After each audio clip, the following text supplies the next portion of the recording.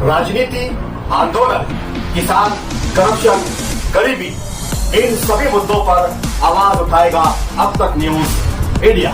सत्ता के आगे जब भी सवाल कमजोर पड़ने लग जाए तो सवाल उठाने पड़ते हैं।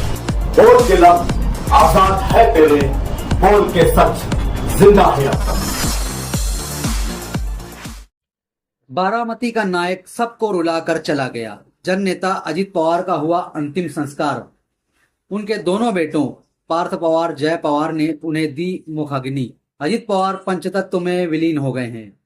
राजकीय सम्मान के साथ उनका अंतिम संस्कार उनके दोनों बेटों ने किया। महाराष्ट्र के डिप्टी सीएम और एनसीपी प्रमुख अजित पवार का अंतिम संस्कार जुमरात को बारामती में पूरे राजकीय सम्मान के साथ किया गया। पवार के अंतिम संस्कार में उनका पूरा परिवार मौजूद रहा। इसके अलावा केंद्रीय गृह मंत्री अमित शाह, भाजपा अध्यक्ष नितिन नवीन, केंद्रीय मंत्री नितिन गडकरी और महाराष्ट्र नव निर्माण सेना यानी मनसे प्रमुख राज ठाकरे समेत कई लोग मौजूद रहे।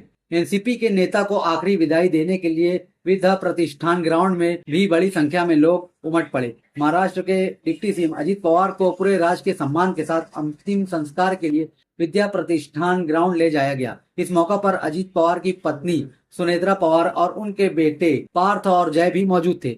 सीनियर कांग्रेस लीडर सुशील कुमार शिंदे भी अपनी बेटी प्रणीति शिंदे के साथ विद्या प्रतिष्ठा ग्राउंड में होने वाले अंतिम संस्कार में शामिल होने के लिए पहुंचे। अजित पवार के सभी सपोर्टर्स ने अजित दादा अमर रहे के नारे लगाए जब उनको ये मुख्य अग्नि दी जा रही थी। ध्यान रहे कि बुधवार को 28 जनवरी को महाराष्ट्र के बारामती में हुए प्लेन क्रैश हादसे में डिप्टी सीएम अजित पवार का अचानक निधन हो गया था। ये हादसा लैंडिंग की कोशिश करते वक्त हुआ और प्लेन के अंदर बैठे अजित पवार समेत पायलट कैप्टन सुमित कपूर, को पायलट शाम्वी पाठक, फ्लाइट अटेंडेंट पिंकी माली और personal security officer Videep Jadhav की मौत हो गई। इस घटना ने पूरे देश में हलचल पैदा कर दी और सूबे की राजनीति में एक नया खालीपन आया। महाराष्ट्र सरकार ने 3 दिन के राजकीय शोक का ऐलान किया है। नागरिक उड्डयन मंत्रालय के तहत काम करने वाले एएआईबी हादसे की जांच कर रही है। इसके साथ ही पुलिस ने आकस्मिक मौत की रिपोर्ट एडीआर का मामला दर्ज किया है। महाराष्ट्र के बारामती में पवार का अंतिम संस्कार किया गया। इस दौरान केंद्रीय गृह मंत्री अमित शाह, शरद पवार, सुप्रिया सुले, नितिन गडकरी, एकनाथ शिंदे और देवेंद्र फडणवीस भी मौजूद रहे। बारामती के विद्या प्रतिष्ठान शमशान घाट में अजित पवार का अंतिम संस्कार पूरे राजकीय सम्मान के साथ किया गया। अजित पवार को श्रद्धांजलि देने के लिए कई बड़े नेताओं का बारामती आगमन हुआ।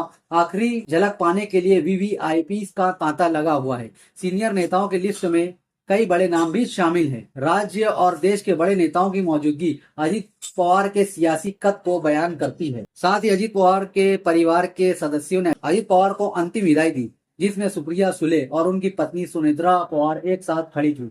पिता को मुखाग्नि देने के दौरान अजित के बड़े बेटे पार्थ पवार और छोटे बेटे जय पवार ने हाथ जोड़कर समर्थकों, लोगों और कार्यकर्ताओं का हाथ जोड़कर इसने स्वीकार किया। अजित पवार के पंचतत्व में विलीन होने के बाद अब दादा की विरासत को कौन संभालेगा, इसकी चर्चा शुरू हो गई है। ध्यान रहे कि पवार फैमिली में से राजनीति में कई लोग सक्रिय हैं। शरद पवार जहां उम्र में सबसे बड़े हैं तो उनके बाद अजित पवार की पत्नी सुनेत्रा पवार हैं, जो राज्यसभा की सांसद भी हैं। वो सुप्रिया सुले से 6 साल बड़ी हैं। तीसरी पीढ़ी में रोहित पवार हैं, जो 40 साल के हैं। वो वर्तमान में विधायक हैं। अजित पवार के बेटे पार्थ पवार एक बार चुनाव लड़ चुके हैं। हालांकि 2019 में वो हार गए थे। महाराष्ट्र की राजनीति में ये बड़ा सवाल उभरा है कि दादा की जगह कौन लेगा, कौन एनसीपी को संभालेगा। अजित पवार की अगुवाई वाली एनसीपी के पास 41 एमएलए हैं। ऐसे में एनसीपी से कौन डिप्टी सीएम बनेगा। अजित पवार के सगे भाई श्रीनिवास पवार हैं, राजनीति में बिल्कुल सक्रिय नहीं है। राजनीतिक विश्लेषकों का कहना है कि एनसीपी की कमान उनकी पत्नी सुनेत्रा पवार संभाल सकती हैं। कुछ दिनों के इंतजार के बाद पार्थ पवार अजित पवार की जगह राजनीति में एंट्री ले सकते हैं, क्योंकि अजित दादा पवार के नहीं रहने से अब बारामती विधानसभा सीट पर उपचुनाव होगा। जो बारामती से चुनाव लड़ेगा वहीं वो अजित पवार का उत्तराधिकारी होगा। अजित पवार की महायुति सरकार और महाराष्ट्र में अहमियत का अंदाजा इस बात से लगाया जा सकता है कि उन्होंने अपने राजनीतिक जीवन में 11 बार महाराष्ट्र का बजट पेश किया है। राष्ट्रवादी कांग्रेस पार्टी के कार्यकारी अध्यक्ष अभी प्रफुल्ल पटेल हैं।